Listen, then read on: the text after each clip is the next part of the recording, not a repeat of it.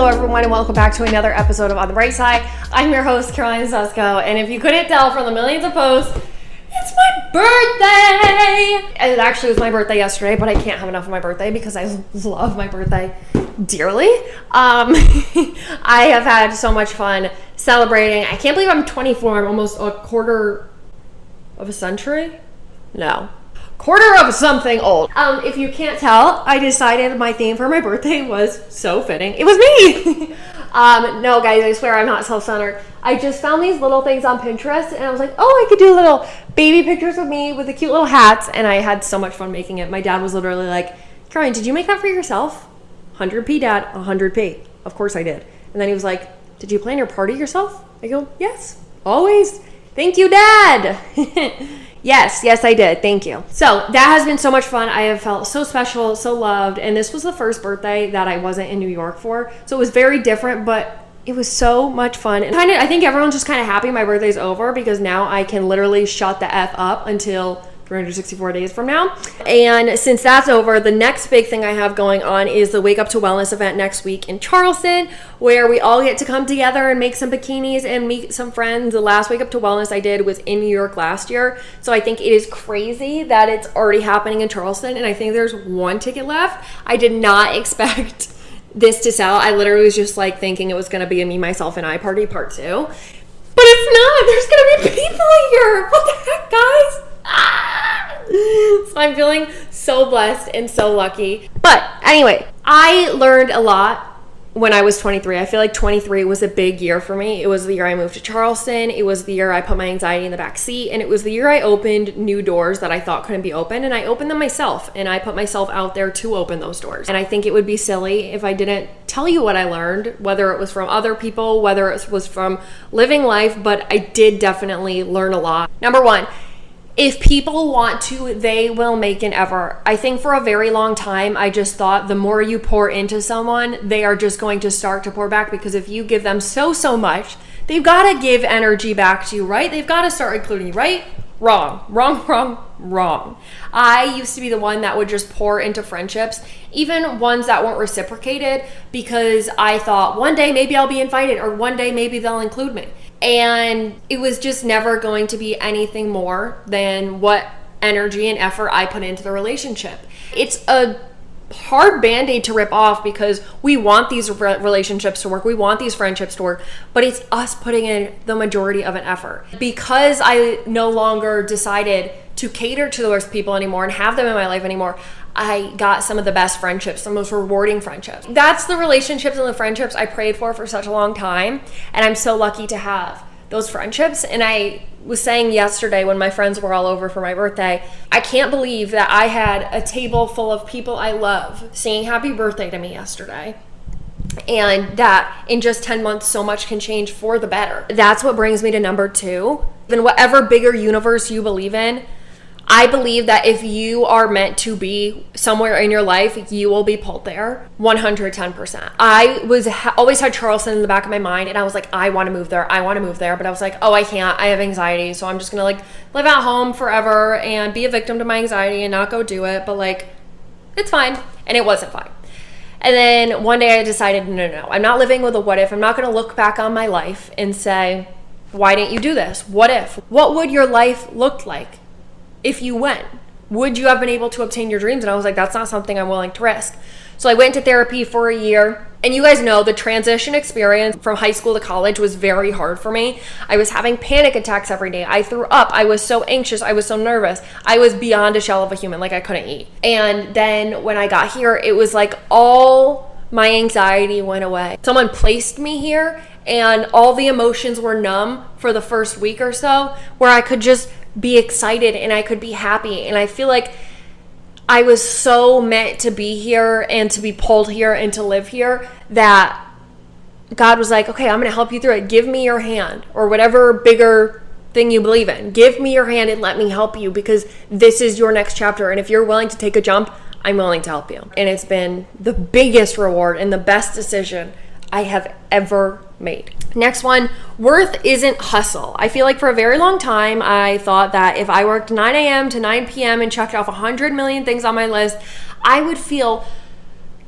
so good, so accomplished. And the only thing that made me feel was freaking exhausted, burnt out, and my work was absolute crap because I was just trying to check off boxes. There's still days, 100%, where I try to take a nap and I beat myself up. I'm like, oh, you could be doing something else. You could be doing something more. But we have to give our bodies the grace to rest. You know how like when your phone starts to glitch a little and slow down when your phone's at like 2 or at 1? That's the same thing with our bodies. When our charge rate is at 100%, we're going to go. We're going to be like, yes, I can do this. I can do this. I can do this. But if we don't take time to charge, it's just going to be a shit show. Number 4, confidence isn't thinking everyone will like you. It's realizing they don't have to. For a long time, and for a lot of us, we like to people please. But if we're liked by everyone, we're loved by no one because we're standing for so many different things because we're trying to people please every single person in a room. And we can't do that because then we just lose sight of ourselves and who we are and lose everything about us. So we have to decide what we stand for, what we want in life, and what we're looking for, because at the end of the day, it has no upset to your life, to what you're doing, to your values. You can let them not like you. You can let them think you're annoying, but as long as you're doing what you love and you're happy you're doing it surrounded by good people, it's all that matters. I don't need to be liked by everyone. Not everyone is going to like me. And if I'm not liked by everyone, it means I'm doing something right. Because you know how Taylor Swift says, a friend to all is a friend to none? That's with this too. If you are friends with everyone, do you really actually have one really good friend? Because you're not standing up for anything because you're people pleasing everyone. Number 5, if you avoid embarrassment, you avoid joy too. And when it comes to my TikTok, that is exactly how I'm living. That is the motto I'm going by. I no longer care if people see me on my couch jumping up and down in my pajamas with a bikini over it while eating Doritos, yelling something about Love Island. So be it. For some of the biggest opportunities in my life, it was ones where I had to put myself out there and I felt a little embarrassed at first, but I did it. And because I was like, oh, let me just put this out there, and it's the videos of me crying or the videos of me doing something really funny, those are what hit home to people. That's what helped me connect with people. A couple days I've been like, purple. I love doing that. I think it's hilarious. And if people don't like that, then they can label me as weird. That's fine by me. But I'm going to have a life full of joy. And I'm going to laugh at everything I want to do. And I'm going to be silly. I'm going to embarrass myself. I'm going to laugh as loud as I want because that's what I want to do. And it's my life and it's no one else's. Next one, number 6. Support as many women as you can. This past year, I've gotten to work with so many brands who are started by women, who are for women. And I feel like in this world right now, we need to stick together more than anything, and we need to lift each other up. The ones that are confident in their own journey and they want to see other people's success stories come to life. And it's these amazing women who have helped me do this. And that leads me to number 7. Ask. You cannot open a door if you don't knock, if you don't turn the knob, if you don't try to open the door. Open the door for yourself, because someone doesn't always need to open the door for you when it comes to those visions on your vision board, in your dream board. I really wanted to work with Dippin' Daisies this year, and I thought it was in the form of a PR box. Did I ever think I would be doing an event with them? No. But it was because I emailed and I was like, hey, I really love what you guys do. I love what you support, and I want to bring an event to Charleston. Would you like to do this with me? And they're like, absolutely. And it's because I opened that door. It's because I put the confidence in to say, okay, I'm going to open this door, and if they reject me, that's fine. I'm still going to be okay. I'm going to live. I'm going to move on. All will be well. So open that door for yourself. Number 9, the reasons you have big dreams is because God put them in your head. I feel like so many of us have these dreams we feel like we are destined for from age 5, and we're like, we want this so bad. We want to achieve this so bad. It is in your head because you are supposed to do it. You are supposed to chase it. Camera that I'm filming on right now is from age 13, the Canon G7X, because I decided at age 13 I wanted to be a YouTuber. Still following that dream because it's always been in the back of my mind, and it's something I will never let go of, because whatever dream is in your mind was put there for a reason, and you have everything in you to achieve it. And sometimes it just takes taking a step, taking a jump, opening a door for yourself. But it's in your mind because you can achieve it. Number 9 kind of goes back to the second one. But anxiety does not need to be the driver of your life, and it doesn't need to be the reason that you don't go. I learned this year, action is the antidote to anxiety. And the more you do, the less your anxiety wins because you're putting your anxiety in the back seat and you are driving. And just because you have anxiety does not mean there's no solution for you and that you have to live your life with debilitating anxiety. Number 10, a lot of us, how do I say this? Give people 105 chances. And we're like, the first one, oh, well, they were having a bad day. Or second one, oh, they must have forgot to invite me. It's totally fine. It's totally fine. They just definitely forgot. Their phone must have died. Phone dead, 100%. And we just keep letting these excuses slide by. And we just keep putting energy into the relationship that's clearly not working. For some people, they will be on chance 100, 101, 102. While there are people out there who are begging for just one chance. It's funny who we give our chances to and who we overlook. We give most of the chances to the people who don't deserve them, and we give no chances to the people who would probably be the best people in our life. And just because you have history does not mean that it has to be a forever friendship. I see those things on Instagram where it's like, if you've been friends for 7 years, you're going to be friends for life. Wrong! I debunked that one multiple times. Debunked. What's that called? Mythbusters busted that myth. So don't let history, don't let a relationship stay in your life just because it's been there for a long time, or just because you think they need one more chance, or just because you have this vision in your head of what it could look like if they really do shape up. Because I promise you, people only change for themselves. They don't change for other people. They change when they want to be selfish, and they change when they want to, when it benefits them. So start remembering who you give your chances to, and be careful, because your life is very precious. The people you let into your life is sacred, and you should be very careful with who you're letting in to protect your energy, to protect your peace. And that brings me to 11. I was home the other week and I was talking to my grandma, and we were just kind of talking about my friendships over the past couple years and how it's really changed. And for a while, when I did have these friendship breakups, at the time I was like, this feels like the end of the world.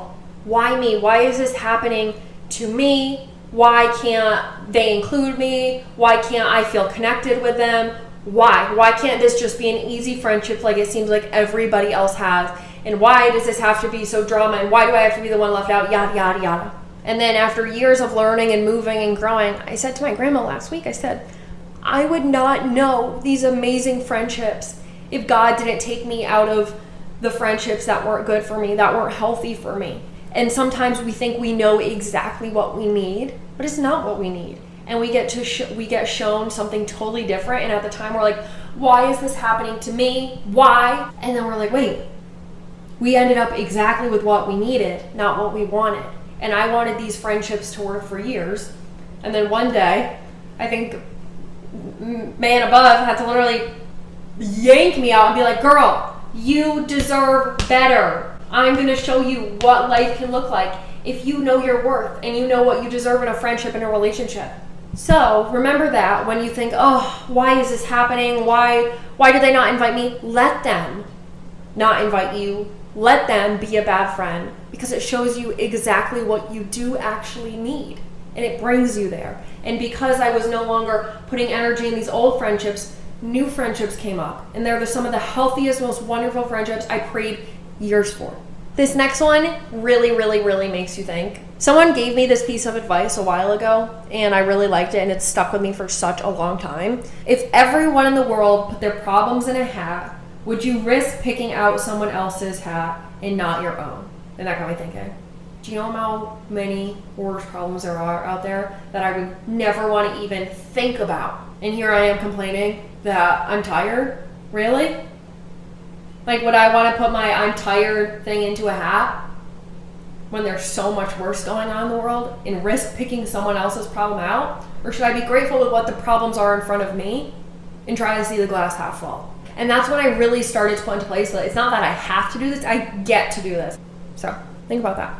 Number 13, very simple, therapy will be your best friend. I've been told people don't believe in therapy, and I'm like, all right, you do you. If that's not what you want to believe in, so be it. Not my life, it's yours. But therapy is really what changed my life, and I was a shell of a human before I went into therapy. And for years, like I had so much, I went through exposure therapy, I was in every kind of therapy. Therapy was what changed my life. Therapy was what allowed me to move to Charleston and get over the worry hill and take my life back. So you can say you don't believe in therapy. That's fine by me. But let me tell you, therapy is what changed my life.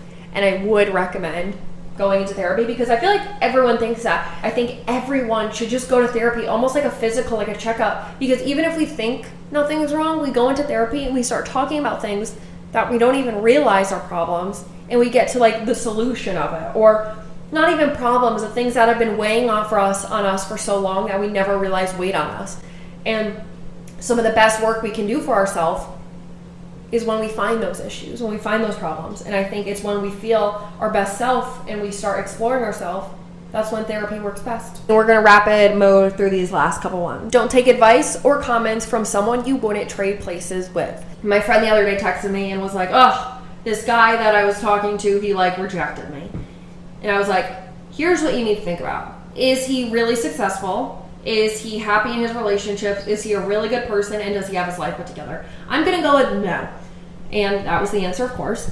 And she was like, oh, but I just feel so embarrassed. But I was like, okay, why would you feel embarrassed from someone who you wouldn't trade places with? Why would you feel embarrassed by someone who you would not take advice from? Why would you take advice from someone who is not living a life you want? So if they don't want you, fine. Don't take it personal, though, because they clearly don't know what they're doing either. When you get those comments on TikTok of like user 55554, they can't even say it to your face. They're hiding behind a screen. You really think I'm going to take advice from them? All right, maybe if Lady Gaga commented and was like, hey girl, maybe you should stop singing. Then maybe I'd be like, all right, well, she does have the criteria. Then that would make sense. But stop giving all your energy to people who don't even have the criteria to be speaking. If that's coming out of your mouth, someone who is an awful person, I really don't care what you have to say. Because I know that's not true, and I'm not going to take advice from you because you're clearly not the one to dish it out. Next one, simple. Call the people you love. Life goes by so quick. Number 16, name your anxiety. I named my anxiety Lucy. Lucy and me, we don't get along always, but now I yell at her and I know exactly what her name is, and when she comes into my life, you'll hear me going, Lucy, stop. Lucy, enough. And it helps me realize that I am not my anxiety. My anxiety is separate. And when she comes creeping into my brain, I'm like, hey, you gotta go. And it's helped me so much. Number 17, enjoy the doing, not just the done. Look at what you've done with your life and be happy in the exact moment you're in right now and what you're doing, and just say, I'm happy to be here. We look to the end, at the final product, for things to be over, for us to feel relieved. But a lot of the best things happen in the process of doing those things. So open your eyes. Number 18, someone said this to me and I loved it. If you walk into a movie halfway through, you'll assume the hero had it easy. We don't know everyone's story. We don't know what everyone's gone through. We don't know what it's taken for someone to get there. Don't just assume someone had it easy. You didn't see the other side. You, for example, me.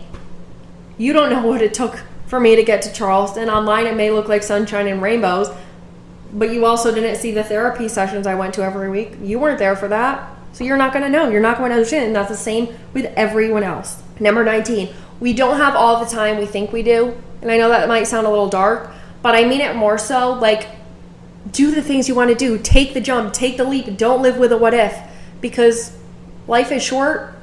Life is fragile. Do what you love while you have this time on this earth. Be with the people you want to be with. Enjoy life.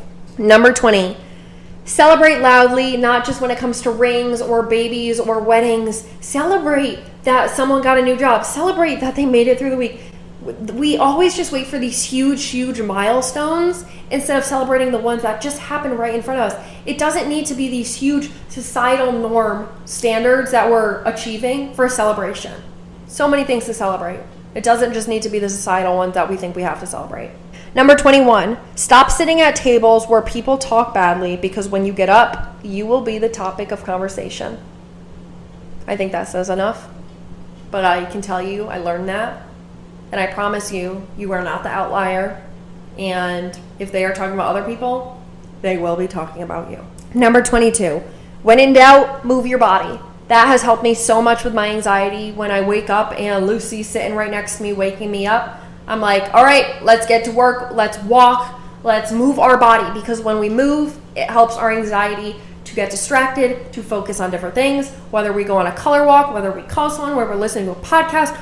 Our mind can only think about so much. So when we're doing these things, it helps us to stay calm. It helps us to ground our anxiety. It helps us to ground our depression and move around. Finally, 23, stop spending money on clothes and spend money on seeing the people you love. We are so lucky to live a life where we get to meet wonderful, incredible people along the way. And I'm going to promise you right now, a shirt is not going to make you as happy as reuniting with your best friend from elementary school or from college. We're so lucky we have ways to go see them. Do it. And even if you can't go see them, it takes 10 seconds to call someone. It takes 10 seconds to send a text. Let people know you love them. So that's my 23 things. Sorry, it was kind of rushed. I know it was a little all over the place today, but I just felt like it was more of a talking conversation of things I learned and you could kind of interpret them. So Wake Up to Wellness is next week. I'm so excited. I can't wait to share all that with you guys. Oh, and make sure you're following out On the Bright Side Pod with 2Ds on Instagram. We are moving and grooving on Instagram. Lots of new updates. And if you like this episode, please give it a 5-star review because it helps me grow and gives us all opportunities like this, like Wake Up to Wellness next week. And with that, I love you so, so much. And remember to stay looking on the bright side, and I promise you it'll serve you really well. I love you guys. Bye.